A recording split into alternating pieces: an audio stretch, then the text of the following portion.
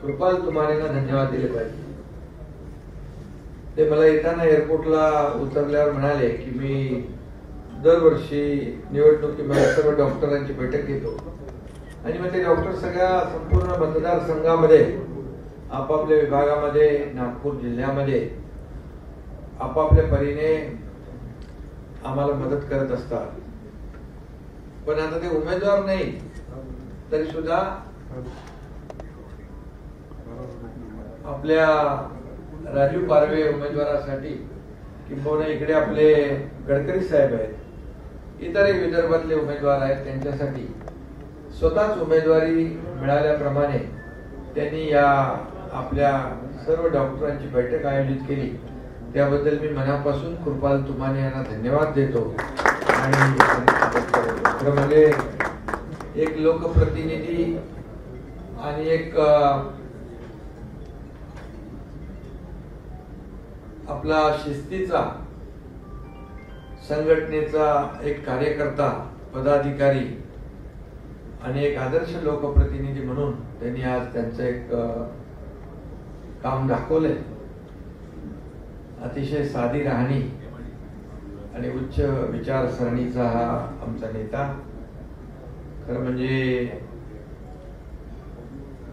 मी स्वतःला भाग्यशाली समजतो, भाग्यवान समजतो की एखादा दिल्लीमध्ये जाऊन दोनदा खासदार झालेला नेता जेव्हा आपल्या नेत्याने आपल्या पक्षाच्या प्रमुखाने सांगितलं की बाबा यावेळेस तो उमेदवारी लढवायची नाही, तुम्हाला माहिती आहे नगरसेवक आणि ग्रामपंचायतीसाठी किती चुरस असते. इथे लोकसभा आहे. पण जसं चौधरी साहेब आपण म्हणाला त्याप्रमाणे आपल्या सगळ्यांचीच भावना आहे की खासदार तुमाने हे खासदारापेक्षा मोठा मान त्यांना मी दिल्याशिवाय राहणार नाही. आज तुमचा संडे आहे. खरं म्हणजे मला तुमाने सांगितलं रविवारी सुट्टी असते आणि ते सुट्टी आपण म्हणजे डॉक्टर शेवटी काम करून दिवस रात्र त्यांना काय 24 तास 24/7 काम असतं आणि एखाद दिवस सुट्टी असते. परंतु तुमाने भाऊ तुम्ही सुट्टी त्यांची आज त्याबद्दल मी खरं म्हणजे आपल्याला मनापासून धन्यवाद देतो की आज आपण वेळ काढला. माझा वेळ तर ठीक आहे, मला सुरूच असतं आमचं काम. जरी मी मुख्यमंत्री असलो तरी मी 24/7 आहे आणि आपण आज अमूल्य वेळ आपला दिला त्याबद्दल मी मनापासून आपल्याला धन्यवाद देतो. खरं म्हणजे डॉक्टर हा समाजातला एक मोठा आधारस्तंभ आहे आणि डॉक्टरांचं जे स्थान आहे ते खऱ्या अर्थाने समाजामध्ये एक जीवदान देणारा जीवनदाता, एक परमेश्वर देवाचं रूप म्हणून आपण डॉक्टरांकडे पाहतो.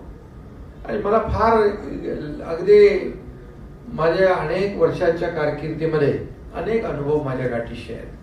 आणि डॉक्टर आणि पेशंट हे जे काही नातं आहे, डॉक्टर आणि नागरिक हे जे काही जिव्हाळ्याचं नातं निर्माण झालेलं आहे. कुठलाही डॉक्टर आपल्या हॉस्पिटलमध्ये आपल्या दवाखान्यामध्ये आलेला पेशंट बरा होऊन स्वतःच्या पायावर चालत हसत मुखानेच जावा असाच प्रयत्न असतो. कधी कधी दुर्दैवाने काही घटना घडतात, परंतु आज मी पाहतोय की आता मगाशी डॉक्टर दीपक सावंत म्हणाले आम्ही म्हणतो याला ऍडमिट करा, याचे पैसे कमी करा, हे सगळं काम करावं लागतं. मला आता आठवतंय मी येताना विमानामध्ये एका फोन केला ठाण्याच्या ज्युपिटर हॉस्पिटलला आमच्या उमेशला, अरे बाबा एक पेशंट पाठवलं त्याला लवकर ऍडमिट कर. आणि आता पैसे तर कमी करायला कधी कधी सांगायलाच लागतं. आवडीने करतात, अगदी आनंदाने करतात, कारण त्यांना माहित आहे हा माणूस जो आहे हा म्हणजे जेव्हा सगळाच भार आम्ही डॉक्टरांवर टाकत नाही, मग त्यातले अर्धे पैसे आम्ही खिशात हात घालतो, मग अर्धे डॉक्टरांच्या खिशातले काढतो आणि पेशंटला बरा करून टाकतो.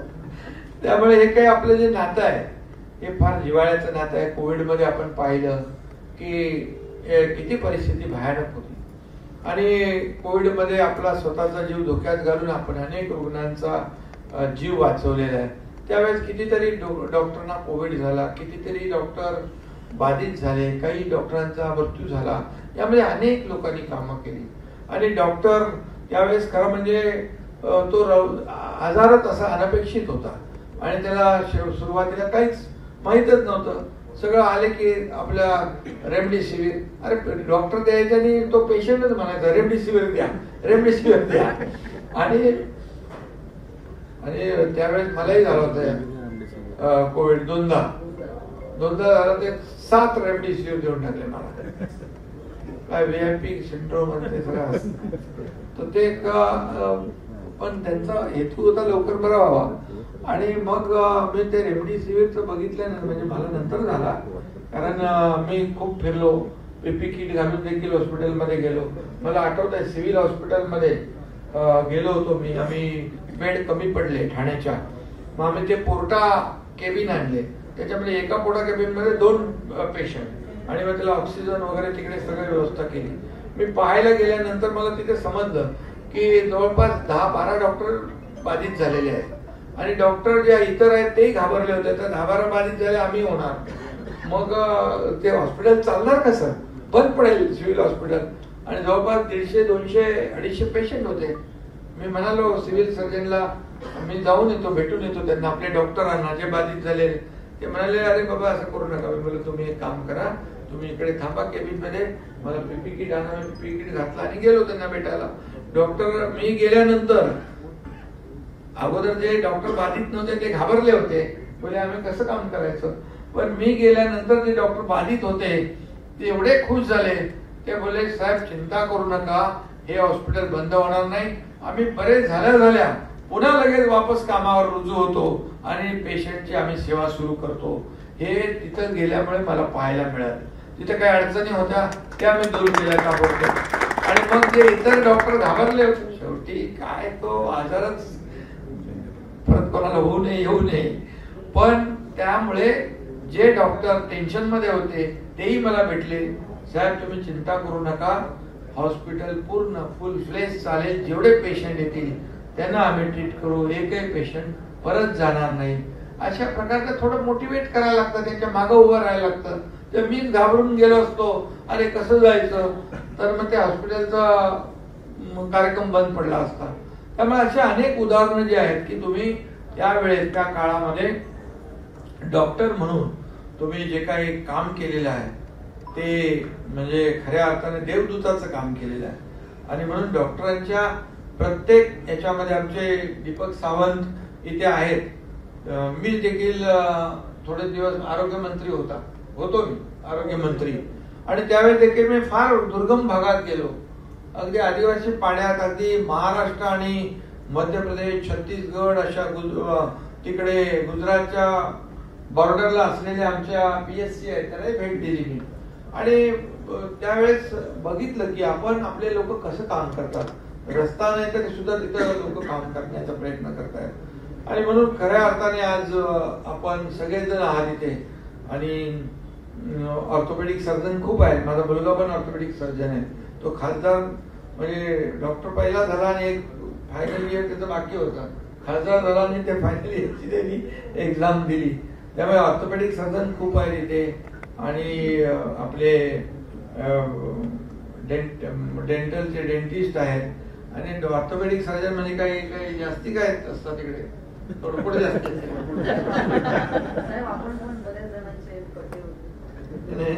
मी तसा डॉक्टर नसलो तरी मोठं ऑपरेशन 1.5 वर्षापूर्वी केलेलं आहे.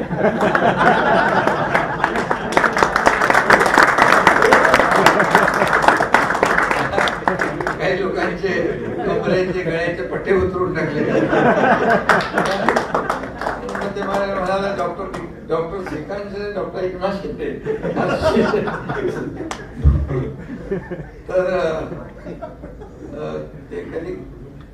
आणि नंतर खरंच मला DY पाटीलनी डॉक्टरेट दिली कोविड आणि सोशल वर्क मध्ये. मी म्हणालो मी माझं कर्तव्य केलेलं आहे, मला तसं काय मी काय असं मोठं कुठलं वेगळं काम केलं नाही. माझ्या जे काही माझी जबाबदारी होती, कर्तव्य होतं ते मी केलं. आणि तुम्हाला सांगतो, मी कोविड मध्ये असताना, कोविडचा आजार असताना असे आमचे कार्यकर्ते असे मेसेज पाठवायचे की माझा अख्खं कुटुंब कोविडग्रस्त आहे आणि माझं काय खरं नाही. आता काय होईल, मी पुन्हा बाहेर येईन या आजारातून की नाही याची शाश्वती नाही. आणि मग एकदा तरी भेटून जा असं म्हणून मेसेज करायचे. आता मी विचार करायचो मनामध्ये, सुरुवातीला बोललो आता मी गेलो आणि नाही गेलो आणि खरंच त्या कार्यकर्त्याचं काय बरं वाईट झालं, माझ्या आयुष्यभर माझ्या मनामध्ये खंत राहील. आणि म्हणून मी सुरुवात केल्यानंतर मला मग डिमांड वाढत गेली, मग आमच्याकडे या आमच्याकडे या. आणि मी गेलो त्यावेळेस कसं आहे, मॉरल सपोर्टची गरज होती, त्याला एक मानसिक आधार देण्याची आवश्यकता होती. आणि अख्खा परिवार म्हणजे मुलगा, आई, पत्नी, मुलगी सगळे त्याच्यात कोविडग्रस्त. आणि त्यावेळेस एक आधाराची गरज होती. आणि त्यावेळेस मी पाहिलं की डॉक्टर किती ड्युट्या करायचे, किती तास काम करायचे. पीपी कट घालून गेले 1 तासामध्ये माणूस घामाघूम होता. आज त्यावेळेस किती काम केलं आपण, काही लिमिटच ठेवलं नाही कामाचं आणि तासांचं. खऱ्या अर्थाने आपल्याला सल्यूट केला पाहिजे. आणि आपण जेव्हा जेव्हा आपत्ती येते, जेव्हा संकट येतं, मग महापूर असो, पूर असो, सांगली असो, चिपळूण असो, महाड असो, अगदी केरळ पर्यंत डॉक्टरांची टीम, मी जेव्हा जेव्हा हाक मारली तेव्हा तेव्हा डॉक्टर अख्खी टीम घेऊन औषधांसकट त्या प्रसंगामध्ये गेले. काय आपल्या क्लिनिकचा, आपल्या व्यवसायाचा, आपल्या हॉस्पिटलची काही चिंता केली नाही. आणि असं जेव्हा डॉक्टर आपण सगळेजण करतात, त्यामुळेच खरं म्हणजे समाजामध्ये आपलं एक आदराचं स्थान आहे. काही किरकोळ प्रत्येक क्षेत्रामध्ये असतात, प्रत्येक क्षेत्रामध्ये चांगले बरे वाईट लोक असतात, परंतु एखाद दुसऱ्याने चूक केली याचा अर्थ सर्व तो समाज, तो वर्ग वाईट होत नाही. आणि त्यामुळे आमच्या राजकारणामध्ये देखील अनेक लोक असतात, अनेक आपल्याला खूप अनुभव येत असतो. आपल्याला काही लोक तर असे म्हणजे वागणूक देतात की सर्वात मोठा माणूस तोच आहे, अगदी ब्रह्मदेवाचं पण. काही लोक असे अतिशय नम्र देखील असतात, डाऊन टू अर्थ असतात, आमचे तुमाने भाऊ सारखे. आणि त्यांना कधी कधी शांत बसायला लागतं. पण शांत बसलात तरी मी तुमच्या सोबत आहे, मगाशीच सांगितलेलं आहे, काळजी करण्याची आवश्यकता नाही. आणि म्हणून मी तुम्हाला मनापासून या ठिकाणी धन्यवाद देतो. आपण मगाशी सांगितलं की या काही जे आपले प्रॉब्लेम सांगितले, मी जेव्हा नगर विकास मंत्री आजही आहे, मी जेव्हा नगर विकास मंत्री होतो तेव्हा युनिफाईड डीसीपीआर मध्ये काही सुधारणा आम्ही केल्या. त्याच्यामध्ये डेव्हलपमेंट कंट्रोल रेग्युलेशन होतं, तर मी डेव्हलपमेंट कंट्रोल रेग्युलेशन मध्ये आणखी सुधारणा केली.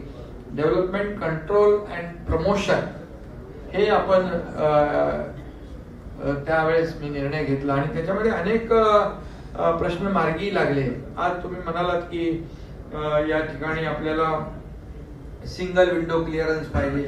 जसं आम्ही इंडस्ट्रीमध्ये सिंगल विंडो क्लिअरन्सचा निर्णय घेतला, तसं आपल्या ज्या परवानग्या आहेत त्यात देखील सिंगल विंडो क्लिअरन्सच्या माध्यमातून आपण देण्याचा निर्णय घेऊ.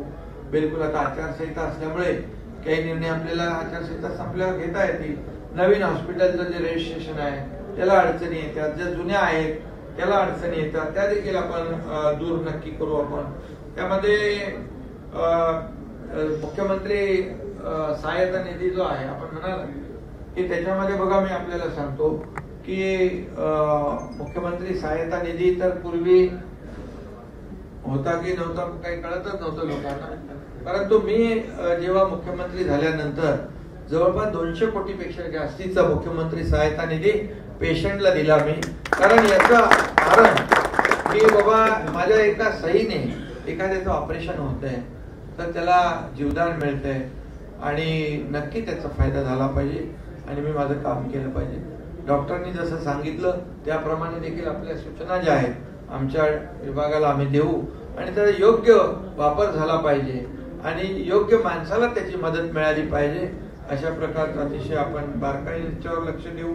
बिलकुल त्याच्यामध्ये त्याचबरोबर जे आपण क्रिमिनल लॉचं म्हणाला फॉर नेग्लिजन्स त्याच्या बाबतीत मध्ये देखील नक्की आम्ही आपले तुमच्या सगळ्यांच्या सहकार्याने खासदार निवडून येतील आणि मी देखील स्वतः बोलेन की बाबा याच्यामध्ये आपल्याला काय सुधारणा करता येईल. आणि त्याचबरोबर ज्या जुन्या हॉस्पिटलच्या बद्दल आपण सांगितलं, काही योजना ज्या आहेत त्या रिवाईज आपल्याला कराव्या लागतील. जे त्याच्यामध्ये महात्मा ज्योतिबा फुले आपण 1.25 लाख 1.5 लाख होतं जे आपण आता 5 लाख रुपये केलेले आहे. आता त्याचा GR मला वाटतं निघालाय की निघेल, तर म्हणजे 5 लाखापर्यंत उपचार जे आहेत की आपल्या रुग्णाला मोफत घेता येतील. आता त्याच्यामध्ये आम्ही सगळ्या अटी काढून टाकल्या. जेवढे या महाराष्ट्रामध्ये लोकसंख्या आहे 12.5 कोटी, त्या प्रत्येकाला 5 लाख रुपयाचा फायदा होणार. 5 लाख रुपयाचा त्याला उपचार मोफत मिळणार. हे आम्ही नवीन आपण हे केलं. त्यामुळे त्याच्यात देखील आपल्याला नक्की हे करता येईल. त्याचबरोबर दुसरं देखील आणखी आपण MPCBचे जे डॉक्टर म्हणाले त्या बाबतीत देखील आपण निर्णय घेऊ. कारण शेवटी आता कुठलंही डिपार्टमेंट असलं ते सुद्धा मुख्यमंत्री मी असल्यामुळे मला ते सर्व करता येईल. आणि निश्चितपणे आणखी काही आपल्या अडचणी असतील डॉक्टरांच्या, त्या मला आठवतं की ठाण्यामध्ये तेव्हा एक प्रॉब्लेम झाला होता, मुंबईत प्रॉब्लेम झाला होता. हे जुने हॉस्पिटल जे आहेत त्यांची जागा, त्यांचं ते स्टेअरकेस, ते क्षेत्रफळ, असं या सगळ्या गोष्टी होत्या. त्याच्यामध्ये आपण त्यांना रिलीफ दिला. हायकोर्टमधून काही ऑर्डर्स झाल्या होत्या, पण त्यावेळेस देखील आपण त्यांना मदत केलेली आहे. आणि नक्कीच नागपूरमध्ये आपण म्हणालात की एक मेडिकल हब जो आहे या ठिकाणी करता येईल आपल्याला. आणि नक्कीच यामध्ये देखील सरकार म्हणून आपल्याला नक्की मदत करता येईल. आणि सरकार म्हणून आपण सर्व जिल्ह्यात, प्रत्येक जिल्ह्यात मेडिकल कॉलेज व्हावं अशा प्रकारचा आपण आपला प्रयत्न आहे. आणि आपल्याकडे कोविडमध्ये आपण अनुभव घेतलेला आहे. आपल्याकडे काय काय आवश्यकता आहेत, काय काय आवश्यक गरजा आहेत, काही अडचणी आहेत, त्या नक्की आपण आपली सगळी आरोग्य यंत्रणा अतिशय फुलफ्लेज असली पाहिजे.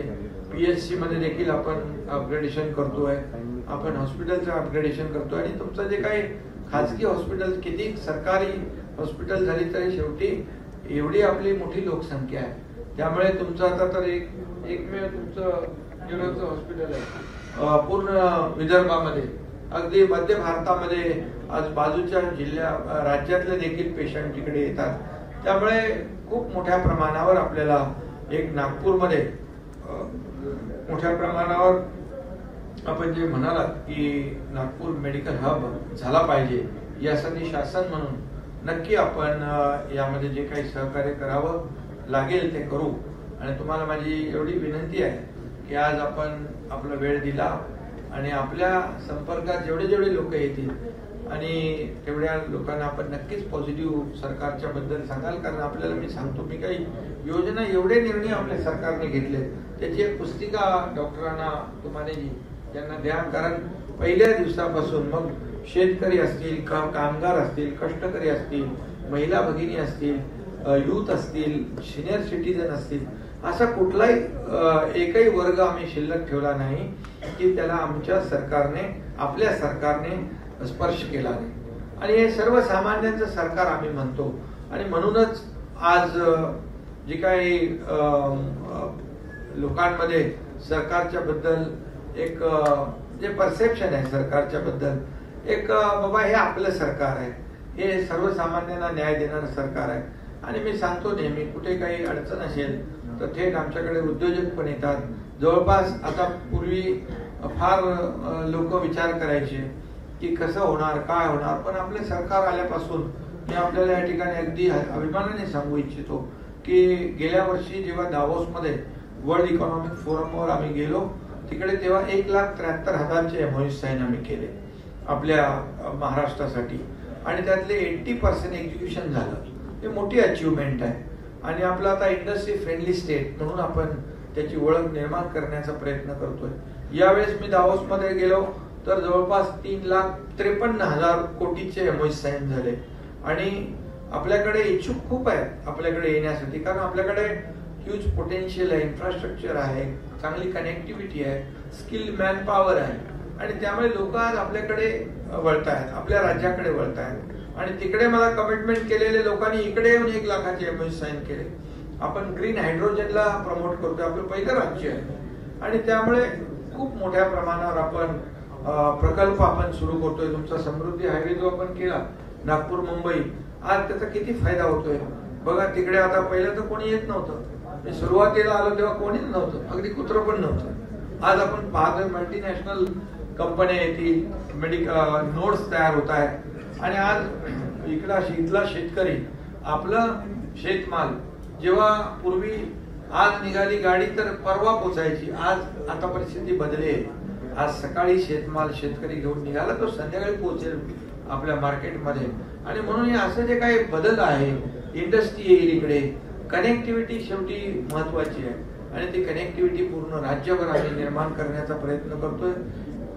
यामध्ये ऍक्सेस कंट्रोल रस्ते महत्वाचे आहेत. आज तुम्ही मुंबईला आला तर अटल सेतूवरून जर कधी आलात, तुम्ही गेला असाल आता, तर जे अंतर 2 तास लागायचे फक्त आता 20 मिनिटांमध्ये रायगड मधून मुंबई आणि मुंबई मधून रायगड मध्ये माणूस पोहोचतो.